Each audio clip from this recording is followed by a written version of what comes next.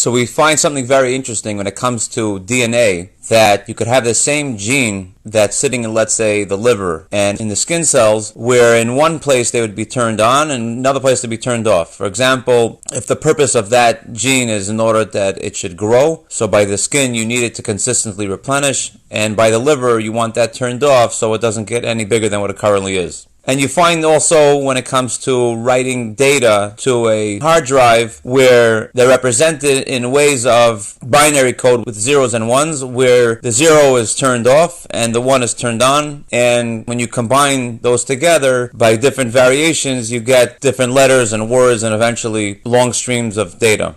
Now we find this also by the Malachim in the Ilmis. So Malach Mechol, besides for being very strong in Chesed, it also has included inside of him Gevura. The only difference is that Chesed is what's turned on, and that's Begiloi, and the Gevura is what's turned off. So Chesed has Gevura inside of it, and you also have that when it comes to Malach Gavriel, that Gevura will have Chesed inside of it too. Now, all the Giluyim that come into the Malachim of Biyah come from Malchus of Atzilus. And it moderates the type of Giluy that comes out, whether Chesed or Gevura, and how much. And every Malach that gets a Giluy, it's a very controlled Giluy for that Malach, and the Giluy won't change for the lifetime of that Malach. And it's based on the Malach understanding the way a ray of light of the Eibusher is flowing into him, and based on the intensity of that ray, that's how intense the Malach will have Ava and Yira to the Eibusher. We say that the Malach's face will light up red hot like a coal based on the light of the Eibusher that's coming into him.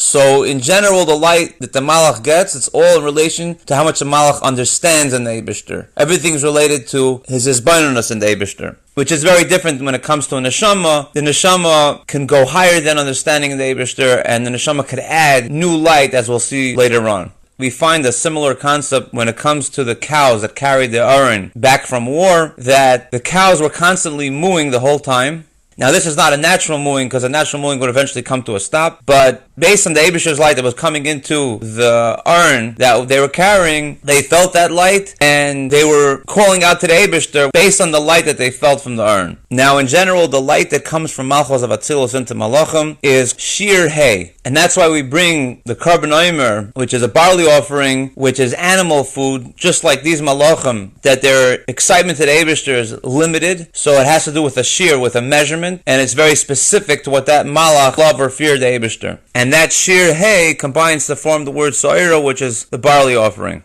Now, what allows Malchus of Atzilus to be the control center, the switchboard, for how much light is revealed to what Malach, with what intensity? So to understand this, we first need to understand 5 different levels of speech that form different words that come out of your mouth. So it comes from the throat, the palate, the tongue, the lips, and the teeth. Now, the palate controls the other 4 different kind of sounds that come out, and we say that's the letter Hey. So the letter Hey by itself doesn't have any weight, it doesn't have any intensity. It's a control and a decision maker for the other letters. Now, why is it that the palate has that kind of power to control the other sounds that come out of the mouth? And the reason is that it has the power of Tainug, which comes into Chochmah, resides in the palate, and it has the ability to sense what letter should come out. The same way everything in this world is controlled by Tainug. Tainug dictates if a person should be involved in anything that he's doing. If he doesn't have Tainug from that thing, he won't be involved in it. And Tainug will also decide if a logic is correct or incorrect based on the feeling a person gets when they think about that seichel. So here also, the palate, the top of the mouth, which has a letter Hey, will control how the other sounds are made in the other parts of the mouth.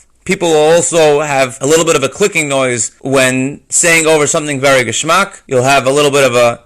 And that comes based on the physical enjoyment that a person can have from that seichel, which does not exist in any other aver of the person's body. Just like we see when it comes to the palate deciding if something is sweet or sour or bitter, all that taste is based on the enjoyment that the person has that's deciphering what's good and bad and what category to place it into. So the same thing we say on Malchus of Atzilus, that it's a switchboard to control what sort of Gilei, Chesed, or Gvura, with what intensity should come out of it to go into the Malachim. Now when they brought the Korban Omer, the Kohen who's from Chesed elevated these levels of Gvuros that come from Malchus of Atzilus, which in general Malchus of Atzilus is made up from Gvuros. So by the Kohen elevating, the Chesed elevating these Gvuros, it causes that there should be more light coming out of Malchus of Atzilus, and every malach should receive the exact type of chesed or gvura that corresponds to that malach's position.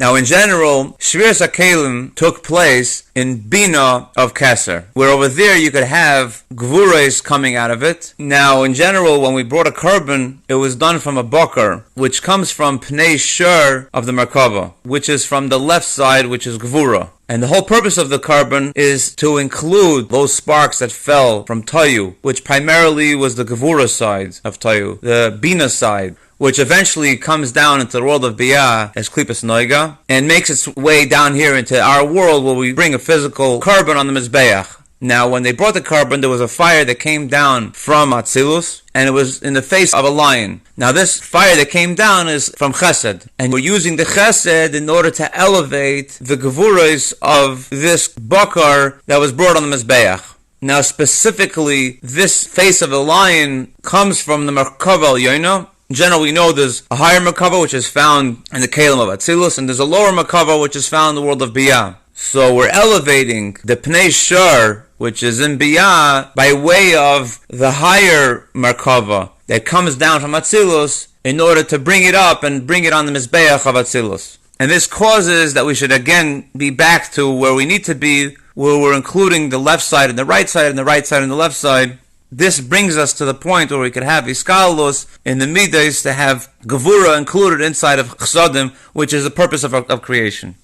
Now, what allows that this Kohen should be able to elevate those Gevuras with his Chsadim? So the truth is that because Yidden are considered Reishis Tfuasai, which in general that goes on the way the Yidden are all of Machshava, and they're just a representation of the Eibishter himself, like a Shliach that is bottled to the Mashaleach, that he himself has nothing of his own, and he doesn't block any of the original light that comes down. Just like we say by a malach, that he's really just a keli to the Ar and Seif that's inside of him, he's just a keli to the Eibishter, and that's why when the malach says something, it's as if the Eibishter himself is saying it, and that's why the malach could actually talk as if he's the Eibishter. Like we see, the malach said, Shoiv Ashuv Eilecha, I will return, when we know that specific malach didn't come back, but it's as if the Eibishter himself is talking. So here also the Kohen has that power, as being the Shliach of the Eibishter, to elevate these sparks. And the Kohen does it on behalf of the Yidden, as a Shliach of the Eibishter. Now we say that the Malachim that get their Chayas from Malchus of Atzilus, like we say that Malach Mechol and Malach Gavriel could join together and the water and the fire don't put each other out, because when they're bottled to their source, what we were saying before, like the switchboard, the makar of all their Chayas is in Malchus of Atzilus, and when they feel their source, just like the power of Chochmah to decide to go right or left, they can join together, Chesed and Gvura could join together as one.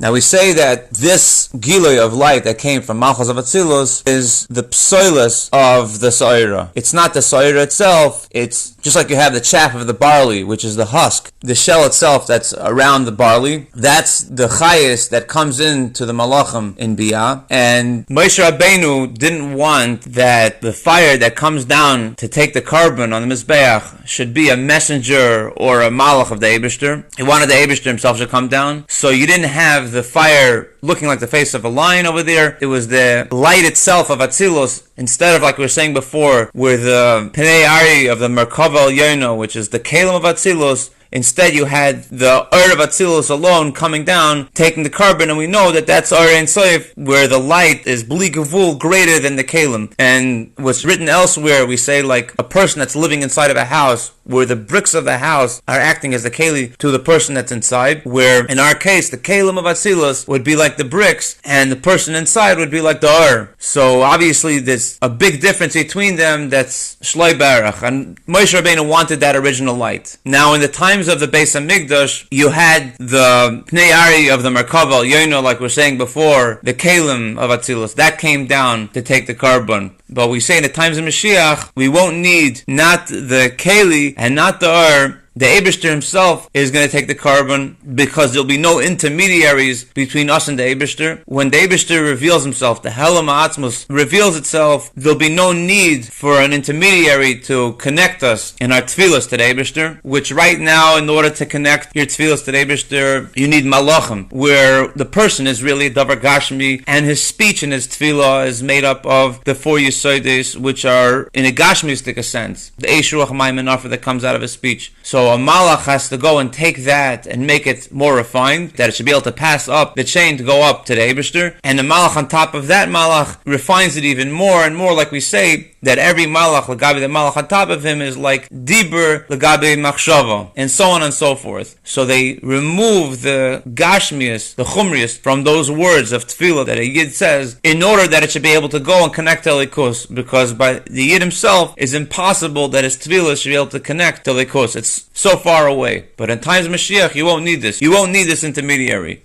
Now, another thing that we say when Mashiach comes, this Pnei Ari of Atzilus, which used to be something that helped us elevate the carbon in times of Beis HaMikdash. In the times of Mashiach, it itself, because the worlds will elevate themselves so much, will be on the same level as the Pnei Shar of the lower Merkava, where the Pnei Shar of lower Merkava is happy to receive this barley that it gets from Malchus of Atzilus. We say that the Pnei Ari of the world of Atzilus will be on this same level. They'll eat the Chitzonius of this barley, of this Sa'ira, the same way Pnei Shur of the lower Merkava eats right now. That's how high the Olamis will elevate when Mashiach comes, which means to say that the world of Atzilus will become like the way Biyah is right now. Now, everything we're saying is about barley, but when it comes to wheat, it's extremely different, and that's the type of food that we talk about when we talk about the Yidden receiving the Torah on Har Sinai. And that's why you bring the Shtei Alechem on Shvuos. What does wheat have that barley doesn't have? So, example is given of a child that is able to call out to his father for the first time after he tastes bread. And the reason for this is, by a child a few years old, he doesn't know yet what makes his father, how he was born, and how his father takes care of him. The child doesn't know all these things, doesn't know what makes his father be a father, but the child knows l'mayla ma'adas that he's his father. And this expresses itself in Lamata Ma'adas, when the child tastes the bread, he tastes from the wheat. Now, wheat has this concept that it's able to reveal that which is hidden before. So how does wheat have this power that it can reveal things? So we say that wheat, it originated in Tayu, which is higher than Chachma, and it makes its way down into our world of Tikkun to eventually grow that chita in the ground by way of the malach that hits that chita and telling it to grow. And in general, this light that comes from Tayu to take care of that, it seems elsewhere that it passes through Chitzonius Bina, which in general, a Yid in our world comes from Zav Atzilus. And what gives a person the koyach that he should have chayas from eating bread in our world is because there's this giloi that the Eibusher snuck into the food from Tayu through Chitzonius Bina, which in their source, Bina is able to sustain Zav Atzilus. And that's why it helps that a person eats that food here in this world. Even though we say that a person comes from the Maimer of Nasa Adam, so why should he be any less than the grain which comes from the Maimer of Tedash Aretz that's in the Tzemeach of the wheat kernel? And it's only because the Eibusher snuck into this something that's from the world of Tayu. And that causes that child, when he eats the bread, that it should reveal by him to be able to say, Abba, Abba. And by the Yidden, that translates to mean we're able to go back to our source, that a Yid comes from Atzmas Aleim, that the Yid should be able to express that which is higher than Seichel and bring those thoughts into Seichel, into understanding in Seiv and Mamali in our world. We find also by Adam Rishon that there's a Maimer Azal that says that the tree that Adam Rishon ate from was of wheat, and that's what allowed Adam Rishon to have das. Now this is very different from what we're saying before by the Malachim, that what they understand in the Eibishter is very controlled and very limited, that they only go as far as his bonus in Hasaga and the Eibishter, but they don't have anything that's higher than das. They only have das alone. So now we can understand what does it mean when we say the Eibishter took us out of Mitzrayim. Mitzrayim refers to this limitation of light that comes from Malchus of Atzilus, where everything is very limited, and the Eibishter raised us up to himself during Matan Torah, where he removed these limitations from us. Now, to understand even further, we say that the throat acts as a limitation to the flow of energy that comes from the brain into the heart. It gets caught up and stuck in the throat, and by going through this limitation, and it eventually comes out on the other side to go into the heart, and where the experience is completely different. The person is now fired up with Ava or Yira compared to the cold Seichel a person had before, but really it's the same energy that was processed over through going through the Meitzar Groin. And we see this when a person uses the power of his koil to be ma'or his kavana in davening or in learning, because that groin is a connector between the leiv and the moyach. And even though, why would it be that a gashmistic thing like a koil, how could it be ma'or or ruchni like the moyach? And the reason is because there's an Or Choizer that goes through the groin when a person davens or learns out loud that causes it to activate moichin to pour out even more. Now, when this light goes through the groin, we refer to this category as the Nun Shari Bino. That Lamailo, when this light passes through the Meitzar Groin, we refer to this as the Nun Shari Bino, that in Keser, when it comes from Chochma of Keser, of Chitzonis HaKeser, when it comes from Chochma to Bina, it goes through a Tzimtzum, which would eventually become Klipas Noiga of Atzilus, and leads to Gvuris Koshes in Seder Shtalshlus. So in Bina, you have Hischalkus, and in Chochma of Archampin, you have Hiskalus. Things are united as one. Now, Matan Torah took place in Chochma, because I want to make sure that I have this Iskalus, and that's why they were able to bring the Shtei Alechem from Chometz on Shvuos, because of the fact that they stayed above